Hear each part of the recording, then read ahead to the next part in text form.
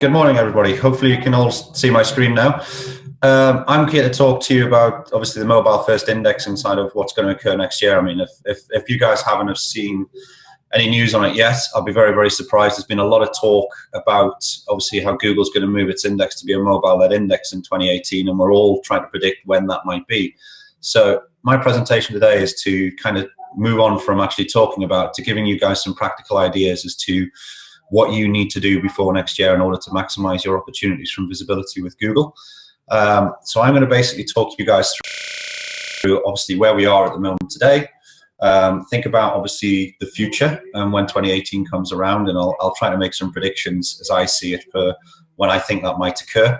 And then basically a little bit about the future of the future, where I think this could go next. But I mean, we absolutely live in a mobile world, and it's here to stay for us for sure. So we know that Google is our world. I mean, Google has been our world now for, effectively since 1998 when Google incorporated the business. And obviously a garage in Mountain View, and look at them now as a global dominant power with around about $89 billion of revenue.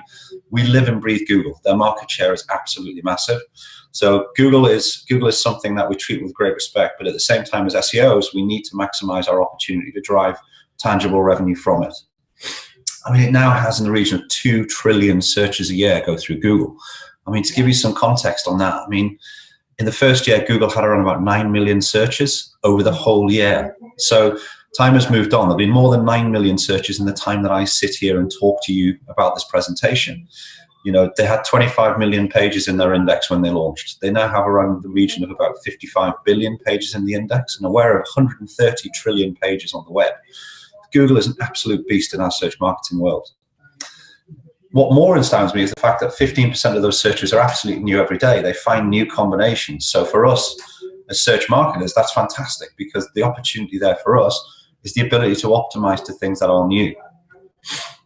The key stat is around 60% of all searches are on mobile devices now globally, which is a huge, astounding shift. And I'll come on to show you how much has that grown in the last year as well. The next sort of 15 to 20 minutes really is about armchair thinking time. I want you guys to knuckle in, sit down, really think about what we do as SEOs and marketers in 2018. It really is turning the world on its head in some respects. So let's think about where we are today. Devices just keep evolving. These are actually my devices. I don't know if anybody can remember back to the days of the Spectrum 48K computer with the rubber keys.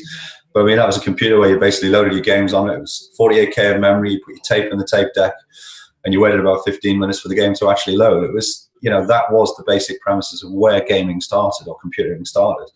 Moving through things like Apple Mac computers when I used to be a graphic designer, to my first laptop, which literally is my first laptop there that you can see on the carpet. It weighed about 4 kilos. I mean, that was a big old laptop. To the Rolls-Royce world of things like ThinkPads that we have today. Mobiles have done exactly the same thing. I mean, mobiles have evolved and trended in many, many ways as well, through things where you obviously have to stick your finger in it and dial, to the WAP-enabled Siemens phone that you can see there, which, was the Rolls-Royce at the time. I thought I was the cool kid on the block with my WAP download capabilities until I got my bill at the end of the month and discovered how much it costs to have actual WAP downloads. Through smartphones to obviously real smartphones as we see it today. And I generally don't call them a telephone or a phone anymore. They're so much more than just a phone to us in our lives. They really, truly actually run our lives in some respects, because everything from booking travel to managing our diaries to actually make calls is probably the less thing that we do on the whole thing. So we tend to message everybody these days. So I shout out the ability to actually go and make a phone call and talk to somebody rather than actually messaging these days. And obviously the history of mobile and search is evolved through many, many different things. I alluded to 1999 when WAP came to the table, and the ability to have HTML browsers on actual green screen phones was stunning. I mean, the thought that was a shift in technology capabilities.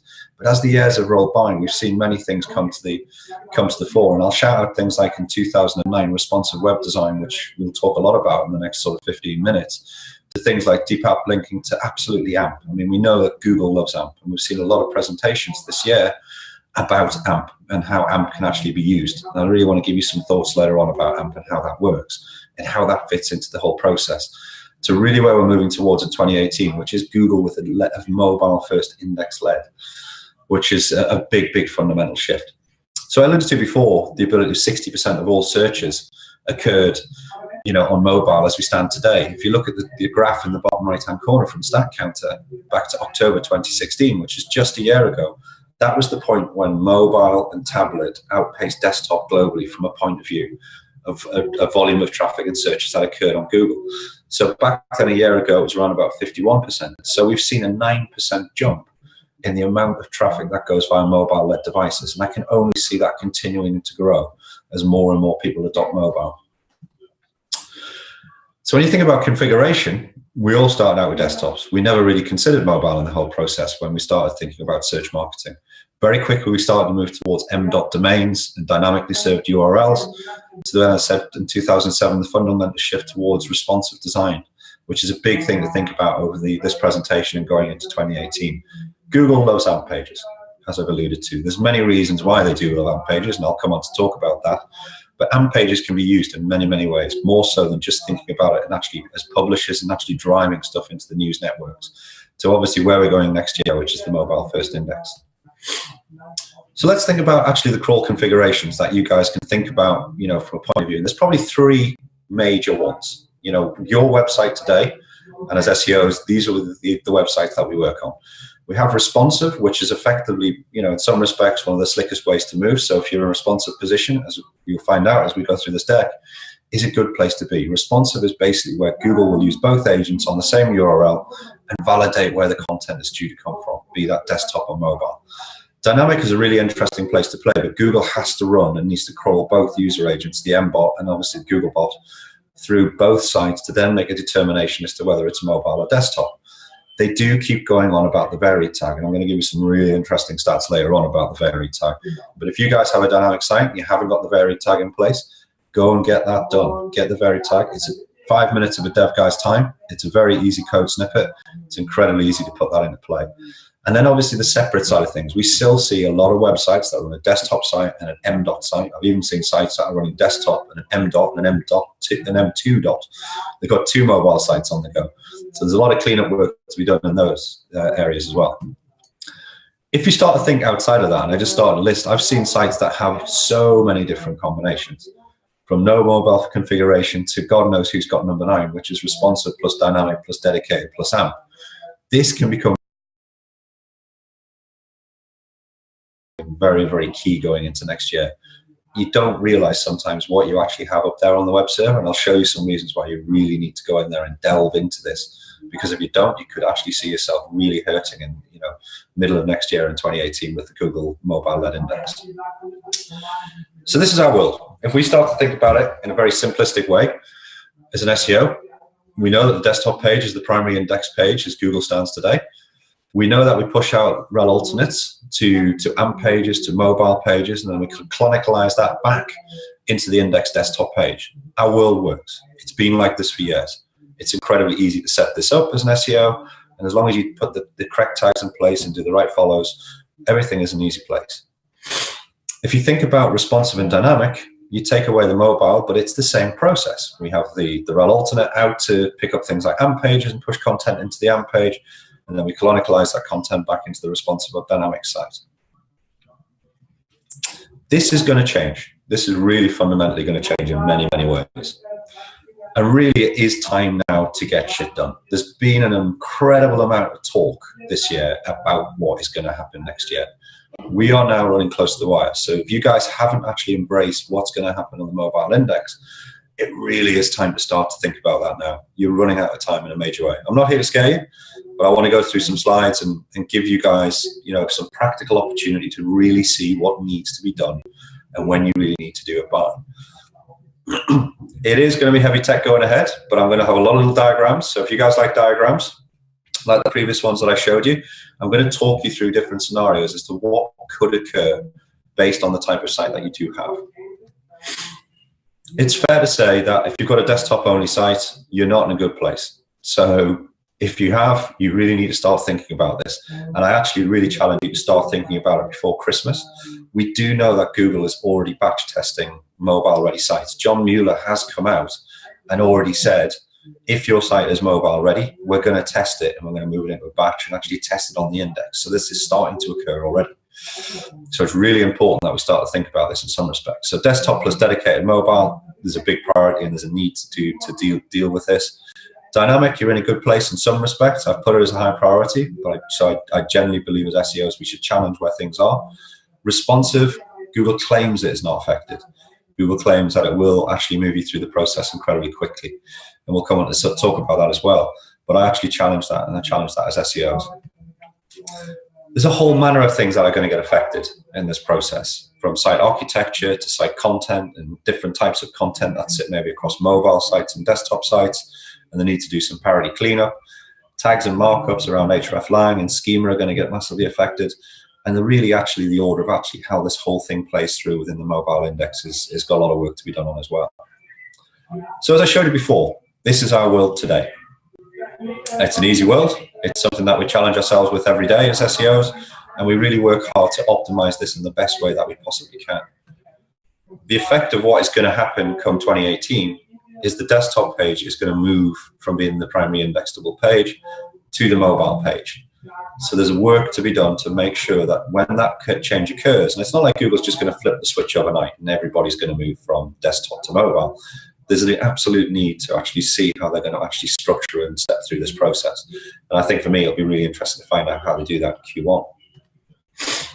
So let's talk about canonicalization and tags. I've called out a lot on the previous slide, but I want to talk you through 3 or 4 primary things as SEOs we really need to think about and make sure that we deal with in the right way. So let's talk about obviously the rel canonical tag and how that fits into the canonicalized mobile page. So this is a screenshot from a typical webmaster hangout. I don't know if you guys listen into these things. I certainly at DeepCrawl, we spend a lot of time listening into this. We find it incredibly helpful to understand what guys like obviously Gary Isles and Jon Myers here in Europe talk about. They are the voices of Google. They are the ones that can tell us what is going on within the index and what they're planning on doing. So this is a typical shot of obviously a bunch of geeks that join these webmaster hangouts to understand exactly what they need to do. Obviously, maybe you've seen our deeply notes. We kind of join this. We listen for the hour, then we rewrite the notes and pull out the pertinent stuff. So it was challenged, a few months back on what happens when Google obviously moves, what will occur from the rel alternate mobile tag, and how will we think about the canonicalization side of things. What actually Google said is actually you guys are not going to need to do anything. They're going to mop the whole process up. So if you think about the previous slide where we pushed out the rel alternate and then canonicalized it back into the desktop as we stand today, Google's going to deal with that process and take it from the mobile into the desktop and canonicalize it back into the mobile form. So actually there's no major stress to deal with in some respects on that front. So chill out, thumbs up, enjoy that drive down to Vegas like the man did in obviously in The Hangover. Life is in a good place from a canonicalization point of view. So then let's think though about authority distribution, because obviously in this process when you've moved over to the mobile page, there's an issue from a point of view authority distribution. So if we think about that from a backlinks point,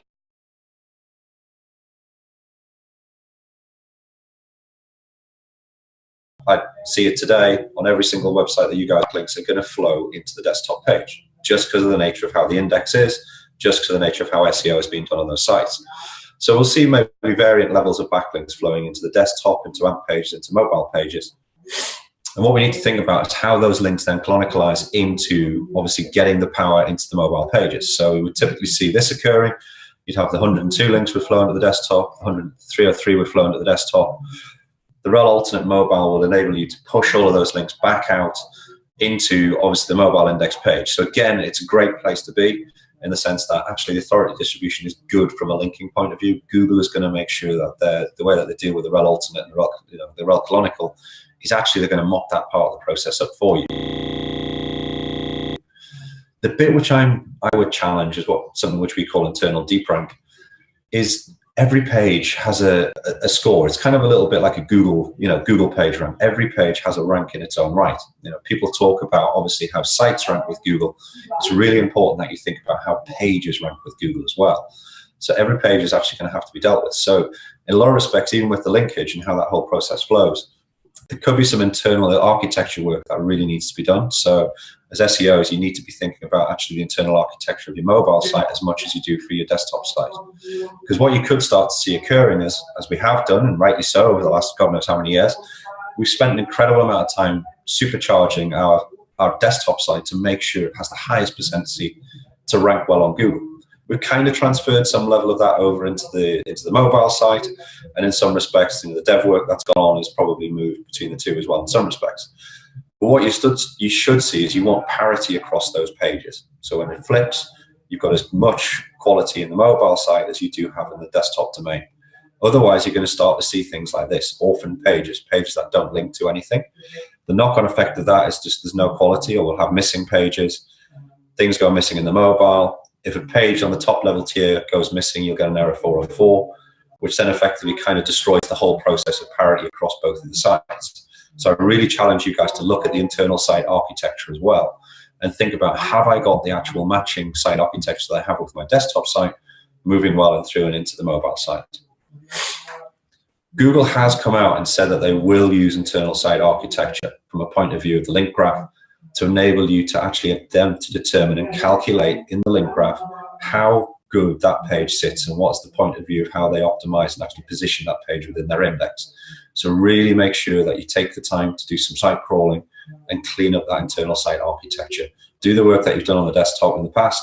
Make sure you're making sure you've got parity on the mobile as well. So Hreflang, everybody in SEO's favorite world, the old Hreflang, which everybody still tries to understand and tries to figure out. I mean, it's been around for a few years now. Google kind of put that in place to obviously let you determine the primary sites, and obviously, English site versus German site in this scenario, how to properly put the alternate tag from an Hreflang point of view in play to understand English language against the English site, and how that would flow if you're working in different countries. It allows Google to obviously determine the international site side of things. Obviously, when we move to the mobile index, the mobile sites in this world are the ones that are going to index rather than the desktop ones. So rule of thumb would suggest that you need to put the Hreflang in place on the mobile. And obviously, rule of thumb would suggest that as good SEOs, we should do the cleanup work and actually remove that from the desktop, because now the mobile pages are the indexable pages. Where is Google on this one? They've kind of said that they're going to mop it up. They've then kind of said that they're not going to mop it up and deal with it. So there really is a determination to occur here from Google as how they're going to look after this. I suggest that what you do is you get ahead of the game and put in play actually making sure that you've done the correct cleanup from an Hreflang point of view on your mobile pages, as you would have done on your desktop pages, and just deal with that. Don't allow Google to kind of come late to the table and just say they're going to deal with that for you. So let's think about how this whole thing works. So I've shown this diagram a couple of times. I want to talk you through the different scenarios that could occur based against the different types of websites that you might have. So Google basically came out very clear. This is Jon Myers, obviously doing one of the Hangouts, and just basically said, if you've got a dynamic site, shove the vary tag in, don't worry about it. Job done. Typical kind of Google moments. Just get it in play, don't worry about it. I challenge that, and I challenge you guys as SEOs to challenge that, because there's ways that you can make these things better. So if you think about, the knowledge that came out and said as well, just put responsive in place.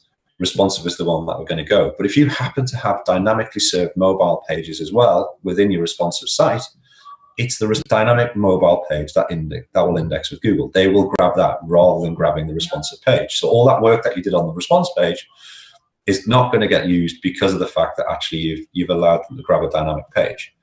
It would be the same scenario when you think about it from a mobile first page as well. You've got an amazing responsive site, but you've then got some mobile pages live. Google will grab the mobile pages. So really do watch out for legacy crap, as I mentioned. If it's all responsive, the world is great. All green, no problem at all. Index away, responsive pages are in a wonderful place, and Google says they're going to love the responsive pages. Obviously, when you start to think about, obviously, the other side of that, and you start to think about, the responsive page in this scenario, it will, and with the dynamic page, it grabs the content from the dynamic page, and then Google will index the dynamic page content to the AMP page. So again, all of that good work that you've done on the responsive site is lost because it's grabbing content from maybe legacy dynamic pages. So really make sure that you do look and work with your devs internally to make sure that you've cleaned up all of these pages and removed them. Otherwise, you're going to start to get these funny things going on. Obviously, then when you start to think about the scenario around the mobile page, it's the same scenario. So take dynamic out of the equation. If you have legacy mobile pages, it will grab the mobile page content, it will ignore the responsive content, and then it will index the mobile page content to the AMP page as well. And obviously, as I say, AMP is incredibly powerful and it sits within the top of obviously Google's index ongoing. This scenario again, perfect scenario. Responsive is only indexed, max speed of serving, really good setup. I really challenge you guys to get to this sort of position with your website. You know, work on it before Christmas, because this is going to come pretty early in 2018. This can happen as well. I know I've called it a shitty solution, but it could work. Just to throw this one out there, a non-mobile friendly page. If that's all you've got, it will index, because Google will grab content. Obviously, if you've promoted your site to Google, I challenge you to get away from this scenario, but it could work and it will flow to AMP content as well. Google would absolutely love this. So a non-indexable, non-mobile friendly site and just purely AMP pages flowing in there. Google really is making a big play on the AMP side of things. And if you guys don't know obviously what AMP pages are, when you think about it, I mean, an AMP page is basically a stripped down HTML version of the main page. Google grabs it incredibly quickly. It's really easy for them to index, and it's something which they actually absolutely love. So AMP pages are a big plus. So when we think about those different scenarios, from an indexing, content point of view, I actually see it as dedicated mobile and dynamic will be the first things if it was there that Google would grab, followed by responsive, followed by desktop, followed by AMP. But from a point of view of displaying content, Google really does love AMP pages. So if you've actually got content flowing into AMP pages, Google will throw those AMP pages to the top of the page. As we've alluded to in the past, we see that a lot of the big publishers and news sites around the world use a lot of AMP pages. I mean, The Guardian has in excess of 60% of their pages are now all AMP pages. And I'll go on to show you some other ways that you can play with AMP for the final sort of few minutes. So really, what is the optimum setup? Google really is getting front of center and saying responsive design is the optimum setup. I think it will make your world a lot easier. If you can't get to responsive, you've got to do the SEO cleanup work that I've mentioned. And if you have responsive, I challenge you to make sure you optimize it as hard as you possibly can for the index. So, as I've alluded to, there's a couple of quick ways to think about this. You've got to crawl. I'm not just saying that because I work from DeepCrawl. If you have a responsive site, you're likely to be fine. If you're desktop only, you really are likely to be screwed. So there's a lot of work to be done there. So I think getting ready, you need to think about it in a couple of ways. You have to crawl your site. You need to know everything that's out there. So if you have a dynamic site, I'd absolutely recommend that you do a crawl, which is basically standard web crawl. Look at the mobile site architecture and the desktop architecture of your sites. Think about how the whole thing is linking together and do what we call an analytics crawl or a list crawl, just to really understand the high traffic pages, the priority pages to work on. If you have a separate mobile version, you're going to have to do 2 crawls to understand all of your site architecture. You will have to go and crawl as Google Desktop. You will have to go and crawl as Google Mobile.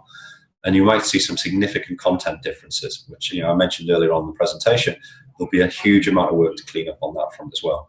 Then you do the analytics crawl and find out the high traffic pages as well. If everything goes well, and I'm conscious of time as well, because obviously we have some technical issues and I'm cutting into the next speaker's time. If you get all of this done, the world is going to be a great place. You can go bowling, we can be happy, you can all go home for Christmas and have a wonderful Christmas. But I highly recommend that you start to work on this now. We've done some initial research just looking into this as well. I mean, we went and crawled actually the Majestic 1 million, which is Majestic sees as the biggest 1 million websites in the world. So there's some huge commercial sites out there, people like Yahoo and Microsoft and Bitly and various sites. But obviously, it was interesting to see how the big sites are actually dealing with this. As you can see, 79.5% of those sites are actually responsive sites, which is great. About 19% of those sites are dynamically served. So the big commercial sites are in a good place already. I think it will be very different numbers when we start to think about SME or SMB sized or medium-sized businesses, and actually be interested to see where they are. But, when I've straw polled this at conferences in the past, it's actually really interesting to see a lot of people have responsive design as well. So you're in a good place in some respects. I think what's, from a point of view, a number which really stood out to me is the varied tag on this one. So 91% of those 19% of dynamically served sites don't actually have the varied tag in place, which is amazing considering Google is literally throwing that out and saying, put the varied tag in place. So I highly recommend that you guys think about that from that point of view as well. There were plenty of issues on these sites. These are just a list of all of the technical SEO requirements of all of those 1 million sites. There's an incredible amount of work for these guys to do to get cleaned up. So don't feel bad if you feel like you've got a lot of work to do as well. So when we think about the future, I mean, just to allude to, I think that Google will flip the switch fully on mobile indexing some point in mid Q2. So there's time to get stuff done, but I really do recommend that you get a lot of stuff done before Christmas if you can. Please take this deck and put it to use. As I alluded to on the final few slides, AMP is a great place to play with Google. Google absolutely loves it. And everybody up till now really has thought about AMP purely from a news site perspective. The BBC loves it, The Guardian loves it, The Telegraph loves them. Getting content into Google's index quick and fast and into the top very, very quickly from a publisher point of view. Actually now, there's an opportunity to support actual payments via AMP pages, via Android Pay. And that's really, really opening the door from an e-commerce point of view and actually using e-commerce fully with 100% AMP pages. So if you're working in e-commerce now, really start to think about how you can put AMP to use. Here's a great case study just to really cement that for you rather than me just saying that. This company called Event Ticket Center in the US actually put this to use. They did some A/B testing with AMP experiences. And as you can see, what we saw was a 20 to 30% conversion uplift in AMP pages across all mobile campaigns. More than, they had more than 70% of their pages in the 100,000 ad groups that were obviously on AdWords already. It's now 100%. And the great thing is what they saw is they saw a 100% lift in response and a 10% lower bounce rate by using the AMP pages for e-commerce. So there's a real opportunity to run there. So hopefully now I've got you thinking in a lot of respects. One final thing on the final slide, go home and read about PWA. People really don't know what PWA is yet. This for me is the next move on in Google's first mobile-led index at the end of the day. Once we're set up and we're running on the mobile index, PWA can play a really interesting part of everything that you do. Obviously, from a progressive web app point of view, you can fall back to AMP, but this really is the future for me. So please do go and look at PWA. So that's me done. I know we had some technical issues at the start for the first 10 minutes or so.